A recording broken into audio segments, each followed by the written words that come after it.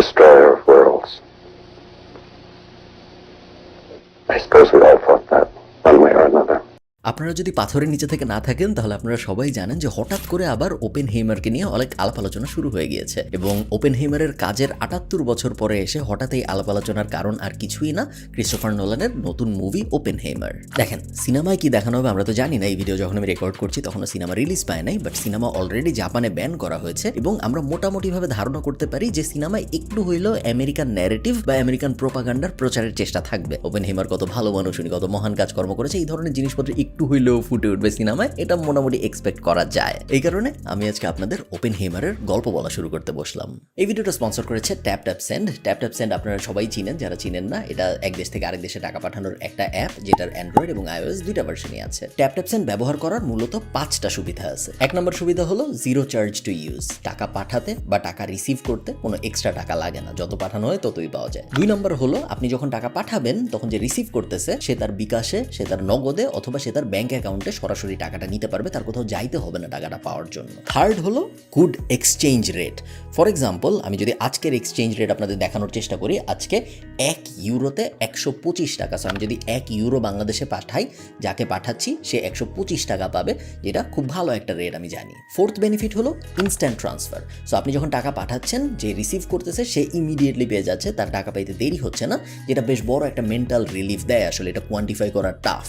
Fifth benefit হইল আপনি যখন টাকা পাঠাচ্ছেন কাউকে তখন সে 10 ক্রেডিট এক্সট্রা পাবে যদি আপনি আপনার টাকা পাঠানোর সময় কেএফ এই কুপনটা চেকআউটে ব্যবহার করেন। কুপনটা ব্যবহার করলে বেনিফিট যেটা হবে সেটা হলো আপনি যদি কাউকে $100 পাঠান সে $110 পাবে, আপনি যদি কাউকে 100 পাউন্ড পাঠান সে 110 পাউন্ড পাবে। মূলত আপনি যাই পাঠাচ্ছেন সেটার সাথে 10 ক্রেডিট সে পুরোপুরি ফ্রি এক্সট্রা পাবে আপনার প্রথম সেন্ড আউটে। সো ট্যাপ-ট্যাপ-সেন্ডের সব বিস্তারিত ডেসক্রিপশনে দেওয়া থাকবে, আপনারা দেখে নেবেন। যদি ব্যবহার করা লাগে তাহলে ডাউনলোড করে নেবেন এবং চলেন ভিডিওতে ফেরত যাওয়া যায়। ওপেনহেইমারের বাবা ছিল টেইলার এবং গরিব টেইলার না, বেশ বড় লোক টেইলার, ফ্যাশন ডিজাইন টাইপ জামা কাপড় বানাইতো এবং ওদের টাকা পয়সা নিয়ে কোনো সমস্যা ছিল না। অন দ্য আদার হ্যান্ড ওপেনহেইমারের মা ছিল কিন্তু একজন পেইন্টার। যারা ওপেনহেইমারদের বাসায় গেছে তারা সবাই মোটামুটি এক বাক্যে স্বীকার করে যে ওই বাসাটা খুব ক্লাসি বড়লোক টাইপ একটা বাসা ছিল। বড়লোক তো বিভিন্ন ধরনের হয়, ওপেনহেইমাররা ছিল ক্লাসি বড়লোক, যেখানে মা ছিল পেইন্টার, বাবা ছিল ফ্যাশন ডিজাইনার টাইপ একজন টেইলার। এবং ওদের বাসার ভিতরে গেলে দেখা যেত যে ভ্যান গয়ের আসল পেইন্টিং, দেয়ালে সাজানো অনেক কবিতার বই, ইন জেনারেল অনেক বই এবং অনেক ম্যাগাজিন, যেসব ম্যাগাজিন 1920 সালে অত মানুষ এফোর্ড করতে পারতো না, এই ধরনের জিনিস দিয়ে ওনাদের বাসা ভরা ছিল এবং বোঝা যাইতো যে খুব কালচারাল একটা ফ্যামিলির থেকে ওপেনহেইমার বড় হয়ে উঠেছে। ওপেনহেইমারকে যে ছোটবেলায় দেখতো সে মোটামুটি এইটা বুঝতে পারতো যে ছেলেটা ট্যালেন্টেড এবং ছেলেটা অন্যান্য বাচ্চা কাচ্চাদের মতো না, একটু আনইউজুয়াল। এবং অন্যান্য বাচ্চা কাচ্চাদের যেখানে গেমিং এ আগ্রহ ছিল, ওই সময় অবশ্য এত গেম টেম ছিল না, বাট অ্যাটলিস্ট মাঠে খেলাধুলায় আগ্রহ ছিল। ওপেনহেইমারের এরকম কোনো ব্যাপার স্যাপার ছিল না। ওর মূল ফ্যাসিনেশন ছোটবেলায় ছিল মিনারেল কালেক্ট করা এবং আর্দি মেটাল কালেক্ট করা। ও বাইরে যাইতো অনেক, ঘরের মধ্যে বসে থাকতো এরকম না, কিন্তু বাইরে যখন যাইতো তখন ও কয়লা টয়লা এই ধরনের জিনিসপত্র কালেক্ট করে বাসায় ফেরত নিয়ে আসতো। মজার ব্যাপার হইল জেনারেলি বাচ্চাদের যেটা হয় যে কোনো একটা স্পেসিফিক টপিকের উপরে আগ্রহ জন্মায় এবং তারপরে আস্তে আস্তে যেসব বাচ্চা কাচ্চা অনেক বেশি ট্যালেন্টেড তারা ওই টপিকের উপরেই আস্তে আস্তে নিজেদের ক্যারিয়ার দাঁড় করানোর চেষ্টা করে। আমরা যদি বিল গেটসের জীবনী দেখি, বিল গেটস নিয়ে আমার একটা ভিডিও আছে, আপনারা যারা দেখেন তারা দেখতে পারেন। বিল গেটসের ছোটবেলা থেকে কম্পিউটারের প্রতি আগ্রহ। মাস্কের ক্ষেত্রে আমরা যদি ছোটবেলায় ও কম্পিউটার গেম বানাইছে এবং বড় হয়ে ওরা কিন্তু কম্পিউটার বা টেক ইন্ডাস্ট্রিতেই কাজকর্ম করছে। ওপেনহেইমারের ক্ষেত্রে ব্যাপারটা ছিল অন্যরকম। ওর কম্পিউটার বা টেক বা ফিজিক্স, কেমিস্ট্রি কোনো স্পেসিফিক একটা টপিকের উপর আগ্রহ ছিল না, ওর আগ্রহ ছিল সব কিছুর উপরে। এবং এই সব কিছুর মধ্যে গান বাজনা থেকে শুরু করে, আর্টস থেকে শুরু করে, কবিতা থেকে শুরু করে, ফিজিক্স থেকে শুরু করে এমন কিছু নাই যেটাই ওর একক আগ্রহ ছিল এরকম। এবং এই কারণে ওকে যে দেখতো সে আসলে বুঝতে পারতো না যে এই ছেলের প্যাশন আসলে কি, ও কি হইতে চায় বড় হয়ে, কারণ সব কিছুতেই বিস্তর আগ্রহ। যাই হোক, 1922 সালে ওপেনহেইমারের বয়স যখন 18 বছর, ও তখন হার্ভার্ডের কেমিস্ট্রিতে ভর্তি হয়। আপনার বুঝতে হবে 1922 সালের কথা বলতেছি আমি, তখন কিন্তু আজকের মতো ডিগ্রি নেওয়াটা এত ম্যান্ডেটরি ছিল না কোনো ফ্যামিলির জন্য। শুধুমাত্র তারাই পড়াশোনা করতো এবং সিরিয়াসলি পড়াশোনা করতো যারা অ্যাকচুয়ালি পড়াশোনাকে অনেক বেশি ভালোবাসে, কারণ পড়াশোনা করে চাকরি পেতে হবে এই ট্রেন্ড তখন আসতেছে, ইন্ডাস্ট্রিয়ালাইজেশন হয়ে গেছে, বাট এত মহৎভাবে আসে নাই যে আপনার হার্ভার্ডের ডিগ্রি লাগবে। তো হার্ভার্ডে যখন ও কেমিস্ট্রি পড়তে গেছে তখন ওর কেমিস্ট্রির প্রতি ভালোবাসা থেকেই গিয়েছে। ওর মনে হয়েছে যে না, কেমিস্ট্রির উপরে আমি আমার নিজের ক্যারিয়ার দাঁড় করাবো। বাট হার্ভার্ডে যখন ও পড়া শুরু করে, কেমিস্ট্রির পাশাপাশি ওর তো কিছু ফিজিক্সের কোর্সও নিতে হয়। এরকম 2-3টা ফিজিক্সের কোর্স নেওয়ার পরে ও বুঝতে পারে যে হায় হায়, আমার সাথে তো একটা ভুল হয়ে গেছে। আমি ভাবছিলাম আমি কেমিস্ট্রি পড়বো, বাট ফিজিক্স নেওয়ার পর বুঝতে পারলাম যে ফিজিক্স আরো বেশি ইন্টারেস্টিং। ও কেমিস্ট্রি থেকে হার্ভার্ডের ভিতরে ফিজিক্সে সুইচ করে। 3 বছর সময় লাগে হার্ভার্ড থেকে গ্র্যাজুয়েশন করে বেরোইতে ওপেনহেইমারের। গ্র্যাজুয়েশন শেষ করে এবং ও ইউরোপে চলে যায়। এই যে ওপেনহেইমার ইউরোপে ঢুকলো, তখন তো ইউরোপের ভিতরে গ্রেট ব্রিটেনও পড়ে, তাই না? ব্রেক্সিট তো মাত্র কয়েকদিন আগে হইলো, তার আগে তো ইউরোপ বলতে আমরা গ্রেট ব্রিটেন সহ পুরো এই রিজিয়নটাকে আমরা ইউরোপিয়ান রিজিয়ন বলতাম। তো এইখানে যখন ঢুকে তখন ইউরোপে অনেক বিজ্ঞানীরা জনপ্রিয় হওয়া শুরু হয়েছে। আইনস্টাইন থেকে শুরু করে কার্ল বোর থেকে শুরু করে, এই যে বোরের পরমাণু আমরা ছোটবেলায় আমাদের বিজ্ঞান বইয়ে পড়ছি, এই ধরনের মানুষজন বা কার্ল বার্নটার্ন, এই সব জনের সাথে ওপেনহেইমারের বন্ধুত্ব হওয়া শুরু হয় এবং বুঝতে পারে যে সায়েন্টিস্টরা এবং সায়েন্স জিনিসটা আসলে কত মজার। তো প্রায় বছরখানেক ইউরোপে থাকে, ইউরোপে কাজকর্ম করে এবং তারপরে ও আবার আমেরিকায় ফেরত যায় এবং ক্যালটেকে চাকরি নেয়। ইউরোপে যখনও ছিল তখন কেমব্রিজ ইউনিভার্সিটিতে চাকরি করতো, ফেরত যেয়ে ও ক্যালটেকে জয়েন করে। এই সময় যখন ও ক্যালটেকে জয়েন করে তখন ওর সাথে যেই কথা বলতে যাইতো, তো অনেক স্টুডেন্ট, তাই না? তখন ও ইউনিভার্সিটিতে পড়াচ্ছে, সো ইউনিভার্সিটির অনেক স্টুডেন্টদের সাথে ওর প্রতিনিয়ত কথাবার্তা হচ্ছে।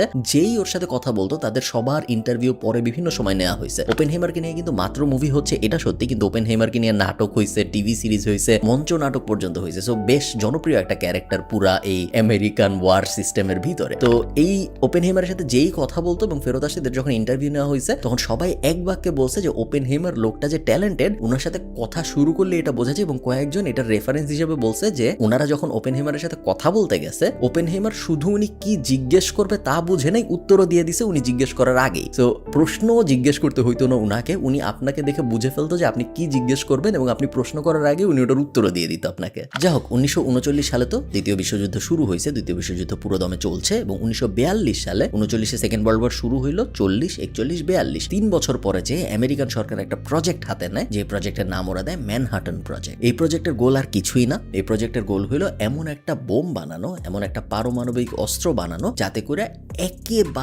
একবারে পুরো বিশাল একটা রিজিয়নকে ধ্বংস করে ফেলা যায়। এমন একটা বোম বানানোর চেষ্টা করতে হবে আমাদের, যত শক্তিশালী বোম তখন পর্যন্ত পৃথিবীর ইতিহাসে কখনো বানানো হয় নাই। এই প্রজেক্টের জন্য বাজেট ধরা হয় $6,000 মাত্র। ততদিনে সবাই জানে যে ফিজিক্স নিয়ে পৃথিবীতে যারা রিসার্চ করতেছে তার মধ্যে ওপেনহেইমার একদম পিকের একজন মানুষ। তো আমেরিকান সরকার ওপেনহেইমারকে হায়ার করে, আপনি এই ম্যানহাটন প্রজেক্টে লিড দিবেন, আপনার যা ইচ্ছা আপনি যেভাবে ইচ্ছা টিম সাজাবেন, কোনো সমস্যা নাই, বাট আমাদের এই বোমাটা লাগবে। সেকেন্ড ওয়ার্ল্ড ওয়ার হইতেছে, ইউরোপের অবস্থা খুবই খারাপ, আমেরিকা ওই দিক দিয়ে মায়ের খাচ্ছে, তো আমাদের এরকম কিছু একটা দরকার যাতে করে আমরা পুরো পৃথিবীকে আবার বোঝাইতে পারি যে আমেরিকা খুব পাওয়ারফুল একটা জিনিস। আমেরিকার সাথে কেউ যদি হম্বিতম্বি করে তাহলে আপনাদের সাথে এইরকম পরিণতি হবে, এই বোমা ফেললে যেরকম পরিণতি হয়, এরকম একটা সলিউশন আসলে চাচ্ছিল আমেরিকা ওই সময়। সো ওপেনহেইমার কাজকর্ম শুরু করে, ওর ততদিনে অনেক পরিচিত সায়েন্টিস্ট বন্ধু বান্ধব ইত্যাদি হয়েছে, ও সবাইকে নিয়ে আসে যারা যারা রাজি হয় এবং ওরা সবাই মিলে এই বোমা বানানোর জন্য রিসার্চ শুরু করে। আচ্ছা, যখন ওরা বোম বানানোর চেষ্টা করতেছে ওপেনহেইমার এবং ওর পুরা টিম, ওই সময় কিন্তু নাৎসি বাহিনী 1939-এর পরে 40, 41, 42, 43 এই টাইমটার দিকে পুরো ইউরোপের টালমাটাল অবস্থা। হিটলার একের পর এক দেশ দখল করে ফেলতেছে ইউরোপের ভিতরে। এবং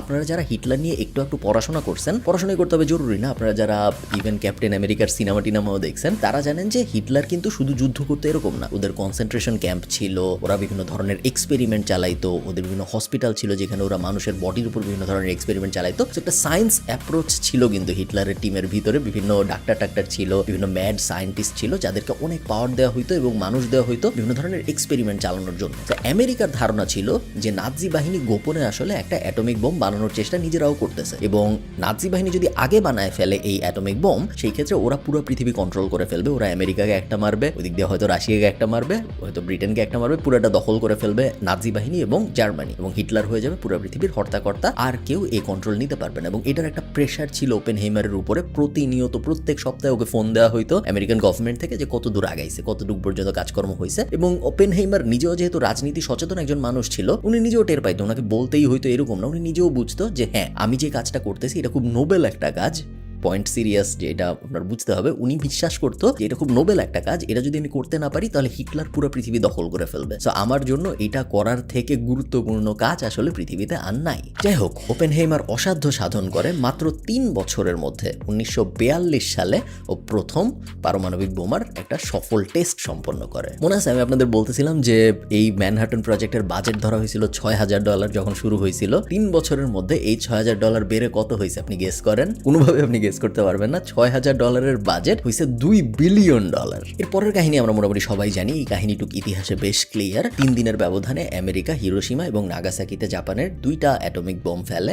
প্রথমটায় প্রায় 2 লাখের মতো মানুষ মারা যায়, তারপরেরটায় প্রায় 80,000-এর মতো মানুষ মারা যায়। এটা হলো ইমিডিয়েট ডেথ, বাট তারপরেও তার পরবর্তী 50 বছর ধরে রেডিয়েশনে অনেক মানুষ মারা গেছে। যারা মারা যায় নাই কিন্তু খুব বাজেভাবে এফেক্টেড হয়েছে এরকম মানুষের সংখ্যাও অনেক। এবং এই 2টা বোমার পরেই মূলত জাপান আত্মসমর্পণ করে, ওয়ার্ল্ড ওয়ার বেসিক্যালি শেষ হয়ে যায়। ওপেনহেইমারের কাহিনী এখানে শেষ হতে পারতো, কিন্তু কাহিনী কিন্তু এখানে পুরোপুরি শেষ হয় না, কাহিনী চলতে থাকে। ওপেনহেইমার কিন্তু তখন আমেরিকান হিরো। আপনার বুঝতে হবে যে ওয়ার্ল্ড ওয়ারের মতো জিনিস থামায় দিছে, নাজি বাহিনীকে থামায় দেওয়ার জন্য এত গুরুত্বপূর্ণ ভূমিকা রেখেছে। পরপর 3বারও নোবেল পুরস্কারের জন্য মনোনয়ন পায়, বাট একবারও নোবেল পুরস্কার পায় নাই। বাট ও মোটামুটি আমেরিকান হিরো, সব ম্যাগাজিন থেকে ওর ইন্টারভিউ নিচ্ছে, সবাই ওকে ডাকতেছে, সব টিভি শোতে। ও বেসিক্যালি একজন সেলিব্রিটি ইনফ্লুয়েন্সার লেভেলের মানুষ হয়ে গেছে তখন। তো ওনার এই জনপ্রিয়তা দেখে আমেরিকান সরকার হোয়াইট হাউসে একটা চাকরি দেয় এবং বলে যে তুমি আর পড়াশোনার দিকে ফেরত যাও না, ইউনিভার্সিটিতে পড়ানোর দরকার নেই, তুমি হোয়াইট হাউসে চাকরি করো, আমাদের এই পরমাণু গবেষণার নেতৃত্ব এখন থেকে তুমি দিবা আমেরিকার। বাট তারপরে আবার একটা মজার কাহিনী শুরু হয়। ওপেনহেইমারের ইউনিভার্সিটিতে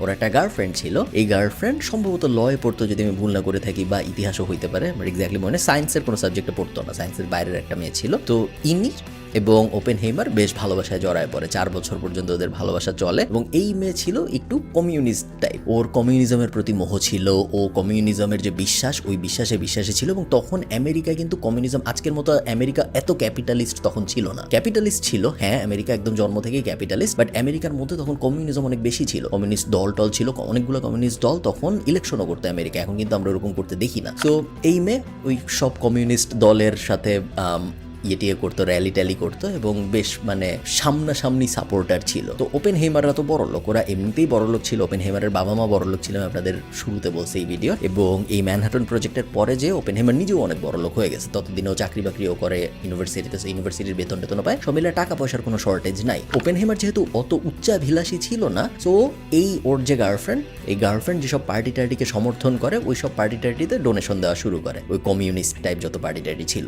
আমেরিকান সরকার এই জিনিস দেখে, আমেরিকান সরকারের যত সংগঠন আছে, FBI, CIA ইত্যাদি, সবাই এটা দেখে এবং সবাই ধরে নেয় যে ওপেনহেইমার মনে হয় রাশিয়ার সাথে ওর কোনো সংযোগ আছে। রাশিয়া বা তৎকালীন সোভিয়েত ইউনিয়ন, যেহেতু ওরা কমিউনিজমের একদম ধারক বাহক। তো ওরা সব সরকারকে বলা শুরু করে, সব অর্গানাইজেশনকে বলা শুরু করে যে ওপেনহেইমারকে হোয়াইট হাউস থেকে সরায় ফেলতে হবে, কারণ ওপেনহেইমার মূলত রাশিয়ার সাথে আতাত করছে। তার কিছুদিন পরে যায় রাশিয়া আবার নিউক্লিয়ার ওয়েপন টেস্ট করে। তো তার কিছুদিন পরে রাশিয়া নিজেদের অ্যাটমিক বোম টেস্ট করে এবং 2-4 মিলায় এরা ধরে নেয় যে আচ্ছা, ওপেনহেইমারকে আমরা সন্দেহ করতাম, ও একটু কমিউনিস্ট টাইপ, রাশিয়ার সাথে আতাত আছে। তার কিছুদিন পরে যে আমরা দেখলাম এখন রাশিয়াও পারমাণবিক বোমা টেস্ট করতেছে, 2-4 ওপেনহেইমারে মনে হয় ওদের পারমাণবিক বোমা বানানো শিখাইছে। আসলে কাহিনী এরকম ছিল না, ওপেনহেইমার কিছুই করেনি। অনেক পরে যে ওর মরার পরেও যে দেখা গেছে যে কোনো ধরনের কোনো আতাত টাইপ কিচ্ছু ছিল না। বাট ওই সময় এইরকম ভাবে এসব বলে টোলে ওর হোয়াইট হাউসে চাকরি সরায় ফেলা হয়। ওকে বলা হয় যে ভাই যা, তুই আবার টিচার হ, তুই তোর ফিজিক্স ডিপার্টমেন্টে যে ওই টিম লিড কর, যা করতেছিল তাই করো। ও আবার তাই করো, ইউনিভার্সিটিতে ফেরত চলে আসে এবং ইউনিভার্সিটিতে আবার পড়ানো শুরু করে। আনফর্চুনেটলি ওর ওই গার্লফ্রেন্ড, যার জন্য এত ঝামেলা, তার সাথে ওর ব্রেকআপ হয়ে যায় এবং ওই গার্লফ্রেন্ড সুইসাইড করে। তারপর ওর ডিপ্রেশনের সমস্যা ছিল, ওপেনহেইমারের সাথে রিলেটেড না, অন্য ব্যাপারে, এবং সে সুইসাইড করে। তো এটা নিয়ে ওপেনহেইমার স্যাড হয়ে যায়, বাট তার পরবর্তীতে যে ও আরেকটা বিয়ে করে। এই যে মাঝখানের এই স্যাড কাহিনীটা, ওপেনহেইমারকে যে আমেরিকান গভর্নমেন্ট এত কাছে নিল একবার, তারপর আবার সরাই ফেললো এত বড় একটা হিরোকে, এই জিনিসটা সায়েন্স কমিউনিটি খুব বাজেভাবে নেয়। আইনস্টাইন চিঠি লেখে, আইনস্টাইন খুব বাজেভাবে কি জানি বলে, একদম কঠোর সমালোচনা করে। এবং একজন সায়েন্টিস্ট বলে যে ওপেনহেইমার যদি ব্রিটিশ হইতো তাহলে ওকে নাইট উপাধি দেওয়া হইতো। ও যেহেতু আমেরিকান, এই কারণে ওকে নাইট উপাধি তো দূরের কথা, ওকে দেশদ্রোহী টাইপ ট্যাগ দেওয়া হচ্ছে, যেটা ওপেনহেইমারের জন্ম যদি পৃথিবীর অন্য কোনো দেশে হইতো তাহলে কখনোই করা হইতো না। যা হোক, এর কিছুদিন পর ওপেনহেইমারের গলায় ক্যান্সার ধরা পড়ে এবং মাত্র 62 বছর বয়সে উনি মারা যায়। খুব বেশি দিন উনি বাঁচছে এরকম না। উনি চেইন স্মোকার ছিল, এমন কোনো ছবি খুব কমই পাওয়া যাবে ওপেনহেইমারের যেখানে উনি একটা পাইপ বা একটা সিগারেট টাইপ কোনো কিছু টানতেছেন না। এবং আপনারা যারা ওপেনহেইমারকে সিনেমায় হয়তো দেখবেন বা ইভেন আপনারা নর্মাল স্টিল ফটোতে যখন ওনাকে দেখবেন, আপনারা দেখবেন একদম চিকনা লেখা টাইপ একটা মানুষ ছিল, কোনো মাসাল টাসাল টাইপ কিছু ছিল না। এবং চেইন স্মোকিং এর কারণেই উনার এরকম হয়েছে। 62 বছর বয়সে উনি মারা যাওয়ার পরে উনার ওয়াইফ, উনার যে ভস্য, ওনাকে পুড়ায় ফেলা হয়। পুড়ায় ফেলার পর ওই ছাই উনি নিয়ে যেয়ে একটা বিচে, একটা সাগরের পাড়ের একটা বিচে ঢেলে দেয় এবং ওই বিচটাকে এখন ওপেনহেইমার বিচ বলা হয়। তো এই হইল ওপেনহেইমার। উনাকে বলা হয় ফাদার অফ ডিস্ট্রাকশন, ধ্বংসের পিতা। ওনাকে বলা হয় ফাদার অফ অ্যাটমিক বম। এবং আমেরিকা সবসময় যে লজিকটা দেয় সেটা হলো, আমরা যদি ওই অ্যাটমিক বমগুলো না ফেলতাম বা ইন জেনারেল আমরা যদি অ্যাটমিক বম নিয়ে রিসার্চ না করতাম বা পারমাণবিক বোমা যদি আমরা না বানাইতাম, তাহলে পৃথিবীর অবস্থা আসলে আরো খারাপ হইতো। পুরো পৃথিবীর জন্য একটা বিগ ব্রাদার যে সবকিছু ওভারসি করবে, খুব পাওয়ারফুল একজন, এরকম একজন দরকার। কারণ এই পাওয়ারফুল জন যদি ঠিক থাকে এবং তার কাছে যদি অনেক পাওয়ার থাকে, তাহলে সে এটা এনশিওর করতে পারবে যেন বাকি কেউ ফাউল প্লে না করে, বাকি কোনো ছোটখাটো দেশ যেন অন্য দেশের সাথে আক্রমণ করতে না পারে, যুদ্ধ করতে না পারে। এই সবকিছু তখনই একজন বিগ ব্রাদারের পক্ষে এনশিওর করা সম্ভব যখন এই বিগ ব্রাদারের কাছে ভয়ঙ্কর পাওয়ার আছে। এবং আমেরিকা বলে পারমাণবিক বোমা সেই ভয়ঙ্কর পাওয়ার, যেটা ওদের কাছে থাকার কারণেই বাকি দেশগুলো এরকম কামড়াকামড়ি এখন আর করতে পারতেছে না। এটা আমেরিকার logic. On the other hand, সাধারণ অন্যান্য যারা পারমাণবিক বোমার বিরুদ্ধে, তাদের যে লজিক সেটা হইলো এত ভয়ঙ্কর অস্ত্র কোনো দেশের হাতে থাকাই নিরাপদ না। এবং আমরা দেখেছি যে ডোনাল্ড ট্রাম্প যখন পাওয়ারে আসলো বা নর্থ কোরিয়ার সাথে আমেরিকার যখন খুব টেন্সড সময় যাচ্ছে, তখন ওকে পারমাণবিক বোমা মারবে, ওকে পারমাণবিক বোমা মারবে, এরকম একটা থ্রেট কিন্তু আমরা দেখতে পারছি বিভিন্ন সময়ে আমেরিকার রাজনৈতিক সিনে। সো অন্যান্য যারা পারমাণবিক বোমার বিরুদ্ধে, তারা এটা বলে যে এই জিনিস এতই পাওয়ারফুল যে এইটার কন্ট্রোল আসলে কারো হাতেই থাকা উচিত না, কারণ কে কখন বিগড়ায় যাবে এটা কেউ জানে না। তো এইখানেই ডিলেমাটা এই মুহূর্তে আছে। এখন তো পারমাণবিক বোমা নিয়ে নতুন কোনো দেশের কাজ করার পারমিশন পায় না, নতুন কোনো দেশকে স্যাংশন দিয়ে উড়াই দিবে কেউ যদি গোপনে পারমাণবিক বোমা নিয়ে কাজকর্ম করার চেষ্টা করে। যাদের আছে তাদেরই আছে, নতুন কেউ আর পারমাণবিক বোমা বানাবে না। তো এখানে ডিলেমাটাই ভিডিওটা শেষ হবে। আপনাদের কাছে এই প্রশ্নটা রেখেই ভিডিওটা শেষ হবে যে আসলেই কি আপনারা আমেরিকার এই লজিকটা সমর্থন করেন নাকি, যে আমেরিকার কাছে যদি পারমাণবিক বোমা না থাকতো তাহলে পুরো পৃথিবীর আসলে আরো ক্ষতি হইতো। আমেরিকা পারমাণবিক বোমার কারণে যে পাওয়ারটা পাইছে, এই পাওয়ারটা ওরা আসলে পুরো পৃথিবীর ভালোর জন্যই ব্যবহার করতেছে। আমাকে অবশ্যই কমেন্টে জানাবেন, হেট্রেড থেকে না। আমি জানি আমেরিকাকে অনেকে বাংলাদেশে অপছন্দ করে, pro Russia anti America type একটা সেন্টিমেন্ট বাংলাদেশে আছে, ওইটার থেকে না, এমনি লজিক থেকে আপনার কি মনে হয় এটা আপনি আমাকে কমেন্টে জানাবেন। ভালো থাকেন এবং আপনাদের সাথে আমার দেখা হবে পরের কোনো একটা ভিডিওতে। টাটা।